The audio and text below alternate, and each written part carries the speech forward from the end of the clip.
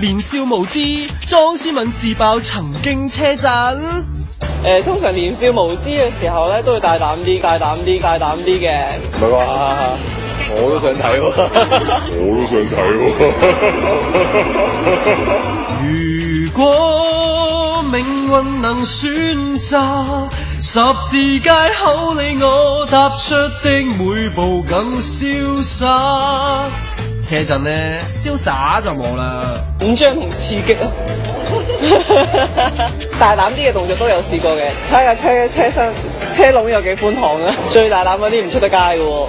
哇，唔怕俾警察咧照田雞咩？未，大家利是啊真係。通常你都一定揀啲好偏僻嘅地方㗎嘛，山頂啦。你認嘅男友咧，據我所知暫時得呢個嘅啫嚇，佢會唔會係？我唔係嗰個，唔係，我係唔能夠公開人哋嘅私隱嘅。唔好啦，犯法㗎，佢就乖啦。冇啦，太刺激我受唔住啊！我盡量都係去啲鬧市好啲啦，我覺得係啊，偏僻得滯唔好，大家都危險嘅。大家都危險，講緊嘅係同佢嘅人身安全啫。行山唔一定係車嘅，但係就唔好真係堅車震咯，好傷避震嘅。